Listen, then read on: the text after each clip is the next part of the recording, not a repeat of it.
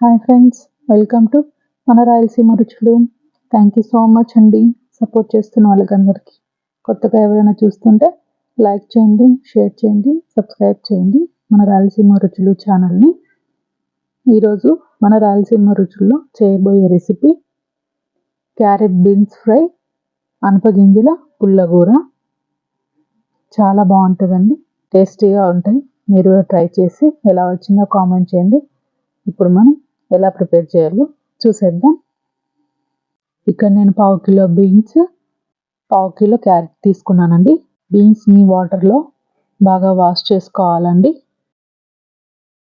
Salt వాటర్లో బాగా wash చేసుకోవాలి, ఎందుకంటే కెమికల్స్ ఉంటాయి కదా అండి. అందుకు 1 స్పూన్ సాల్ట్ కూడా వేసుకొని బాగా వాష్ చేసుకోండి. అలాగే క్యారెట్ని కూడా సాల్ట్ వాటర్లో వాష్ చేసుకొని తీసుకున్నానండి. ఇప్పుడు పీల్ చేసేసుకొని పెట్టుకోవాలి. ఇప్పుడు బీన్స్ని కూడా తీసుకొని ఇలా తొట్టిమలు తుంచుకొని పెట్టుకోవాలండి. బీన్స్ అన్నింటినీ ఇలా తుంచుకోవాలి. ఇప్పుడు వీటిని చిన్న చిన్న ముక్కలుగా కట్ చేసుకోవాలండి. మరీ పెద్దగా కాకుండా చిన్న చిన్న ముక్కలుగా ఇలా 1 ఇంచు ముక్కలుగా కట్ చేసుకోండి. ఇప్పుడు క్యారెట్ని కూడా అలాగే చిన్న చిన్న ముక్కలుగా కట్ చేసుకొని తీసుకుందాం.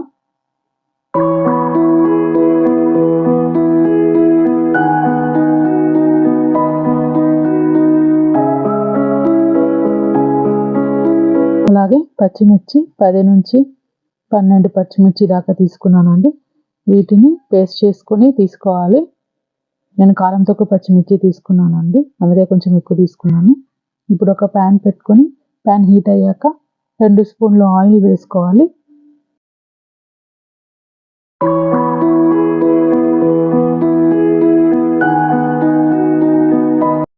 ఆయిల్ హీట్ అయ్యాక 1 స్పూన్ జీలకర్ర, 1 స్పూన్ శనగపప్పు వేసుకొని అలాగే 2 ఎండుమిరపకాయలు కూడా తుంచి వేసుకోవాలండి ఆయిల్లో. ఇవి కొంచెం ఫ్రై చేసుకొని ఇప్పుడు మనం కట్ చేసి పెట్టుకున్న బీన్స్, క్యారెట్ని కూడా ఇందులో వేసుకొని బాగా కలుపుకోవాలి.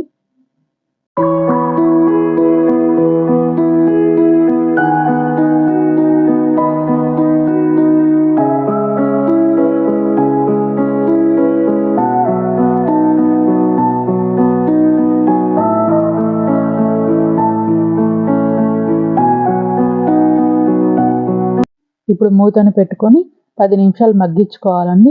క్యారెట్, బీన్స్ 2 బాగా మగ్గాలి. 10 నిమిషాల తర్వాత చూడండి వాటర్ అనేవి వచ్చి మిగిలిపోయాయి. ఇప్పుడు వీటిని బాగా కలుపుకోవాలి ఒకసారి. చక్కగా క్యారెట్, బీన్స్ కూడా ఉడికాయండి. చూడండి, నలిపి చూడండి, క్యారెట్, బీన్స్ చక్కగా ఉడికాయి. ఇప్పుడు మనం గ్రైండ్ చేసి పెట్టుకున్న పచ్చిమిర్చి పేస్ట్ని కూడా 2 స్పూన్లు వేసుకోవాలి. వీటిని కూడా బాగా కలుపుకోవాలండి. మీరు కారం తక్కువ తినేలాగా అయితే, పిల్లలు ఎక్కువ స్పైసీ తినరు కదండి, అప్పుడు 1.5 స్పూన్ వేసుకోండి. లేదు పెద్దవాళ్ళు తినేలాగా అయితే 2 స్పూన్స్ వేసుకోండి. చాలా బాగుంటుందండి పచ్చికారం వేయడం వల్ల. ఈ బీన్స్, క్యారెట్ ఫ్రై టేస్ట్ అనేది మారిపోతుంది. ఒకసారి ఇలాగో ట్రై చేయండి. ఇప్పుడు 2 స్పూన్లు సాల్ట్ని కూడా వేసుకోండి. సాల్ట్ని కూడా వేసుకున్న తర్వాత బాగా మిక్స్ చేయండి.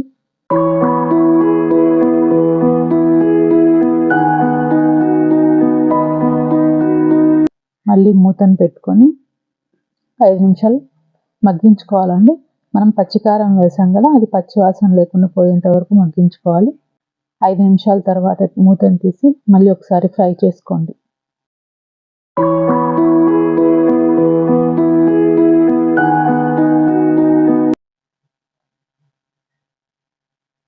చూడండి, క్యారెట్, బీన్స్ చక్కగా ఉడికి మగ్గాయి.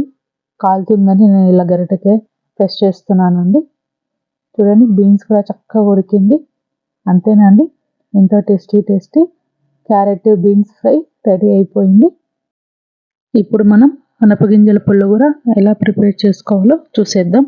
ఇక్కడ నేను 1/2 కిలో అనపకాయలు తీసుకున్నానండి, ఫ్రెష్ అనపకాయలు. వీటిని వలుచుకొని గింజలు తీసుకోవాలండి. చూడండి, ఇలా ఫ్రెష్ ఉంటేనే గింజలు అనేవి లావు ఉంటాయి. కాయలన్నిటిని ఒలుచుకొని ఇలా గింజలు తీసుకోండి. చూడండి, ప్రతి కాయలు గింజలు అనేవి లావుగా ఉన్నాయి. ఇలా అనపగింజలన్నీ ఒలిచి పెట్టుకోవాలి. ఇప్పుడు అనపగింజల పప్పుకి కావాల్సిన పదార్థాలు చూసేద్దాం. ఉప్పు, చింతపండు, నూనె, శనగపప్పు, జీలకర్ర, ఆవాలు, పసుపు, నెయ్యి. మనం ఒలిచి పెట్టుకున్న అనపగింజలు, పచ్చిమిరపకాయలు, టమాటోలు, ఆనియన్, అలాగే కరివేపాకు. ఇప్పుడు ఆనియన్ని 2 భాగాలుగా కట్ చేసుకోవాలి. ఒకటి మనం ఉడికేటప్పుడు వేసుకుందాం, ఒకటి తాలింపు పెట్టుకోవడానికి.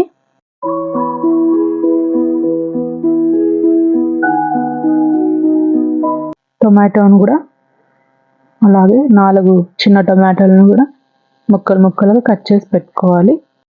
ఇప్పుడు మనం ఒలిచి పెట్టుకున్న అనపగింజల్ని వాటర్లో వేసుకుని బాగా వాష్ చేసుకోవాలి ఒకసారి. ఎందుకంటే మిరపకాయల్లో పురుగులు ఉంటాయండి, చూసుకొని ఒలుచుకొని తీసుకోండి.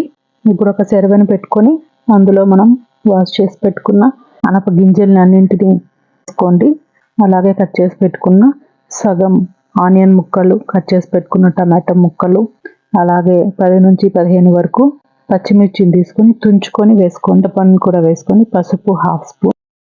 అలాగే నేను ఇక్కడ 2.5 గ్లాస్ వాటర్ని తీసుకున్నానండి. మీకు మనం వేసుకున్న పచ్చిమిర్చి, అనపగింజలు, టొమాటో, ఆనియన్, చింతపండు ఇవన్నీ మునిగే వరకు వాటర్ వేసుకోండి చాలు, మరి ఎక్కువ అవసరం లేదు.